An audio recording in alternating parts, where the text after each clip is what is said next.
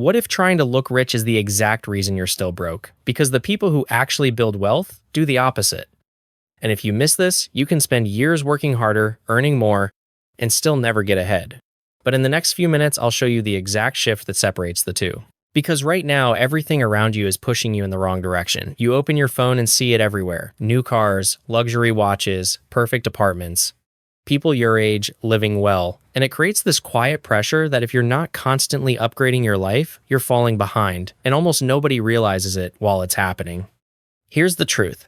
Most of what you're looking at isn't wealth, it's performance. And this is where people get trapped, because most people never question it. They spend years trying to look successful instead of ever actually becoming it.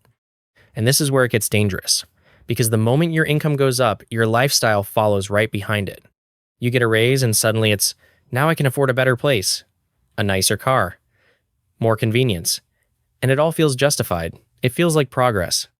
But if your expenses rise as fast as your income, you're not getting ahead. You're just running faster on the same hamster wheel. That's lifestyle inflation. And the reason this is so dangerous is because it doesn't feel like a mistake when it's happening. It feels like progress. You finally start making more money, and for the first time, you feel like you can breathe a little. You can upgrade things, make life easier, reward yourself for the work you've been putting in. And none of that is wrong. That's what makes this so tricky. Because the problem isn't one big decision. It's a series of small ones. The subscription you don't think about, the slightly nicer apartment, the car that's just a little above what you needed, the convenient spending that slowly becomes normal. Individually, none of these break you. But together, they quietly erase your ability to build wealth. And this is the part nobody talks about. It's not one big mistake. It's small decisions that feel completely harmless. So here's a simple system to avoid this entirely. Rule 1. Every time your income increases, only upgrade your lifestyle by 20% of that increase. Rule 2. Automatically invest at least 50% before you ever see the money. Rule 3. Lock your fixed expenses early so they don't scale with your income. If you follow this, you eliminate lifestyle inflation completely. Because once your lifestyle expands, it becomes your new baseline.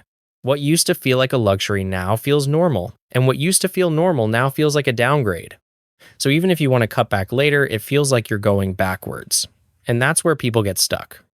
Not because they don't know what to do, but because what they're doing doesn't feel like it's working. There's a gap between effort and visible results. And that gap is where people lose momentum. And this is why it feels so frustrating. It's like going to the gym for 3 months doing everything right and your body barely looks different. So you start thinking, is this even working? That's exactly what happens with money. Because in most areas of life, effort gives you feedback.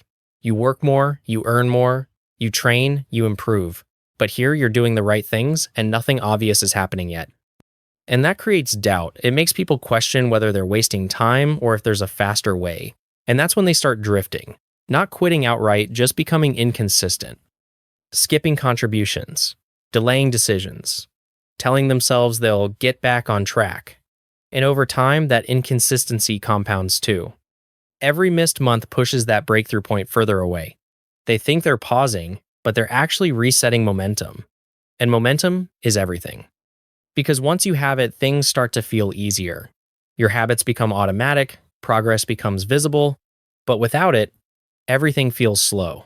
Everything feels uncertain. And that's why most people never get past the early stage. Not because they can't, but because they don't stay consistent long enough. And this is where a small shift changes everything. Instead of asking, is this working yet? You ask, am I still doing the right thing? Because those are two completely different questions. One depends on results, the other depends on behavior, and behavior is what you control.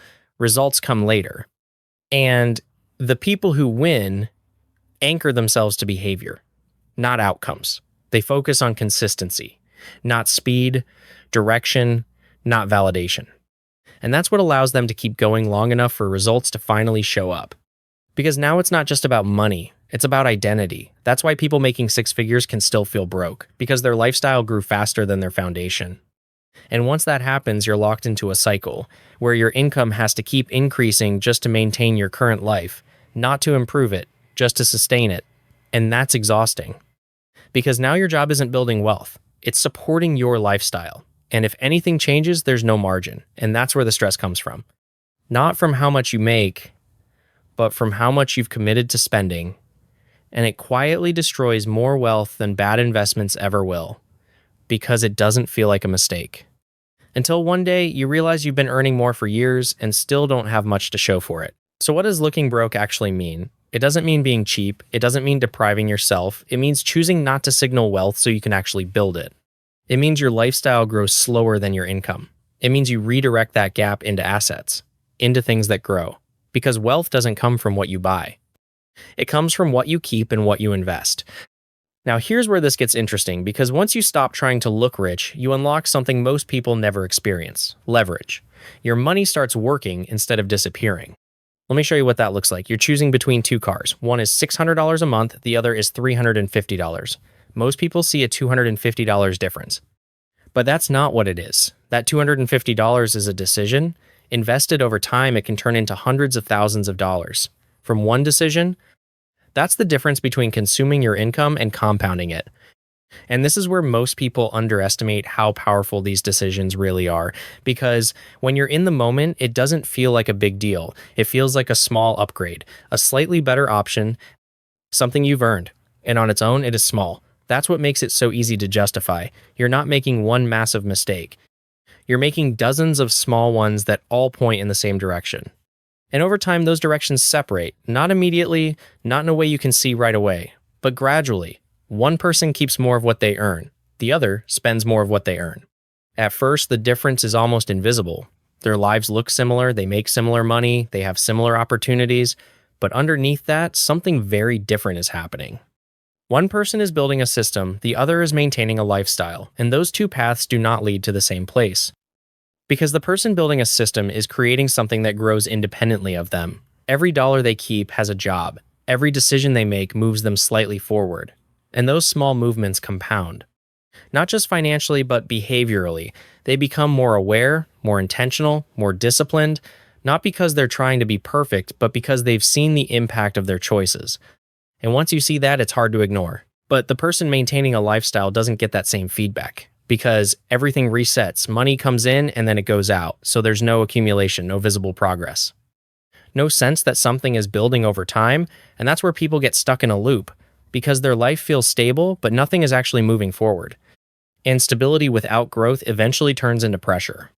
Because now your income has to do all the work. There's no backup, no system supporting you. Everything depends on what you earn. And that's a fragile position to be in. Because if anything changes, if your income drops, if your expenses increase, if something unexpected happens, there's nothing underneath to absorb that. And that's when people realize they weren't building anything. They were just maintaining. And that's the difference these small decisions create. Not overnight, but over time. And once those paths start to separate, it becomes very hard to close the gap. Because now you're not just trying to catch up financially, you're trying to change habits, change expectations, change your entire relationship with money. And that's much harder than making the right decision early. But this next part is what changes everything. It takes about 7 to 8 years to reach your first $100,000. That's the hardest part. Nearly a quarter of the journey to $1 million is just getting there. That's why it feels slow. But here's where it shifts. At around 10%, money doubles roughly every 7 years. So $100,000 becomes $200,000, then $400,000 without adding anything new. Now, compare that to the beginning. $7,000 might earn a few $100s, but $100,000 can generate $10,000 a year. That's when everything changes. That's when your money starts growing faster than your effort. And if you want a simple step-by-step system to reach your first $100K faster, I've put together a free guide below. It breaks this down in a way that's easy to follow. Link is in the description. And this is where people misunderstand the process. They try to rush it, but the point isn't speed, it's consistency. Because you don't reach that number in one move. You reach it through repetition. Even when it feels like nothing is happening. That's the part most people struggle with. Because progress feels quiet, slow, almost invisible. And that's uncomfortable because we're used to feedback. But here that feedback is delayed, and that delay creates doubt. And that's where people get pulled off track. Because they mistake slow progress for no progress. And those are not the same thing. Quick question, what's actually stopped you from investing so far? Is it not having enough money, worrying you might lose it, or just not knowing where to start? Let me know in the comments. And this is the mistake almost everyone makes, but here's what they get wrong. They think something is broken. It's not. They're just too early. Not because the strategy doesn't work, but because it doesn't feel like it's working. And that's when they go back to chasing faster results. But the reality is simple, and this is where it flips. Because the beginning isn't supposed to feel rewarding, it's supposed to feel pointless. The beginning is supposed to feel slow, because compounding is backloaded. It shows up later. And the only way to reach that point is to not quit before it happens. And there's something else most people don't expect: that shift isn't just mathematical, it's psychological. Once people cross $100,000, they stop reacting emotionally. They become more patient because now they can see it working. And that's one of the biggest reasons their wealth keeps growing, because below $100,000, people react. Above it, they trust the process. Now zoom out for a second, because this isn't just about numbers, it's about control. When you stop trying to look rich, you stop playing someone else's game. You're building stability, options, time. And there's a side of this most people don't talk about: the stress, the pressure, the constant need to keep up. When you step off that treadmill that disappears, you're no longer tied to a lifestyle you have to maintain. That's freedom. And this is where things start to flip, because in the beginning, it looks like you're falling behind. But what people don't see is what's happening underneath: the discipline, the growth, the compounding decisions. That's the trade-off. Short-term appearance for long-term reality.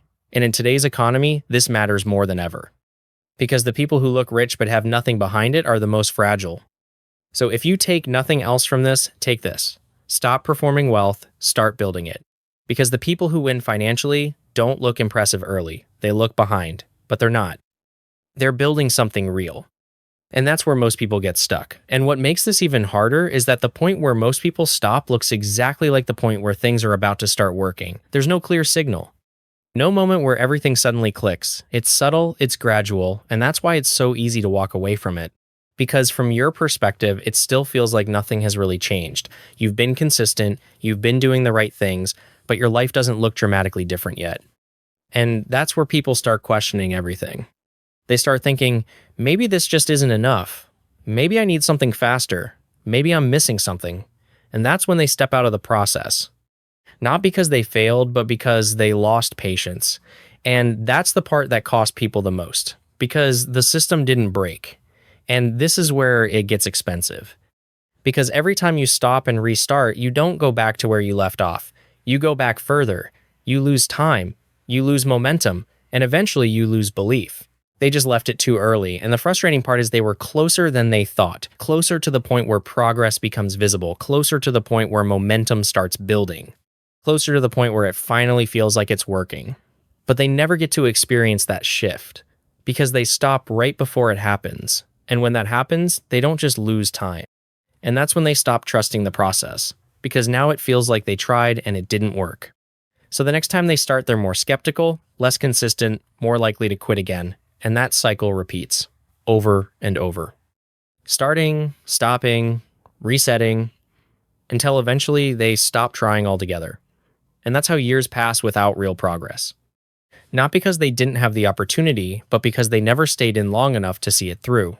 And this is why momentum matters so much. Because once you get past that early phase, everything starts to feel different. Your results start to reinforce your behavior. Your behavior becomes easier to maintain. And progress starts to build on itself. But you only reach that point if you stay consistent long enough. And that's the real challenge. Not knowing what to do, not finding the perfect strategy, but staying in the process long enough for it to work. And this is where it stops being about money and starts being about who you are. Are you someone who stays consistent long enough, or someone who keeps restarting? And over time, they lose patience, because there's no visible proof yet. But that's the part most people misunderstand, because what happens next doesn't look like progress, it looks like nothing. And that's why people miss it. Because what happens next doesn't feel like progress in the way most people expect. There's no sudden jump, no dramatic shift, no moment where everything clearly changes overnight. It's subtle. Almost easy to miss if you're not paying attention. Your account starts growing a little faster, your contributions start to matter a little less, and over time that balance keeps shifting. But from the outside, your life still looks the same. You're still showing up to work, still making similar decisions, still living at roughly the same level, and that's where the disconnect happens. Because internally, everything is moving. But externally, it doesn't look like much has changed yet. And that's uncomfortable, because we're wired to measure progress based on what we can see, what we can compare, what we can show. But this kind of progress doesn't show up that way at first.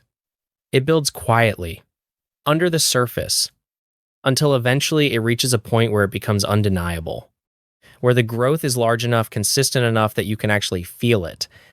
And that's when people finally realize this was working the entire time. But by then, most people are no longer in the process. They stepped out too early. They traded long-term momentum for short-term validation. And that's the trade-off that keeps people stuck, because validation feels good now, but momentum pays off later. And if you choose the wrong one, you might feel ahead for a while, but you won't actually be ahead. And that's the difference this entire strategy is built on. Not looking ahead, but actually being ahead. Not appearing successful, but becoming it. And that shift from appearance to reality is what changes everything. So if you're serious about not staying stuck financially, you need to understand what happens after this, because this is the point where most people think they're on track, but nothing actually changes. They invest a little, and then everything stays small for years. Not because it's not working, but because they don't stay in long enough to see it scale. And that's the part almost nobody talks about, how something small actually turns into something meaningful, how consistency starts to compound, how people go from just getting started to building real momentum. Because if you miss that step, you stay in that starting phase way longer than you should. And that's exactly what I break down next, how something small actually starts to scale. Because this is the part most people never figure out. It's why they stay stuck for years. And that's why trying to look rich early is the exact thing that keeps people from ever becoming it. So if you're serious about actually building wealth, not just looking like you are, take a second, like the video, subscribe, and I'll see you in the next one. Later.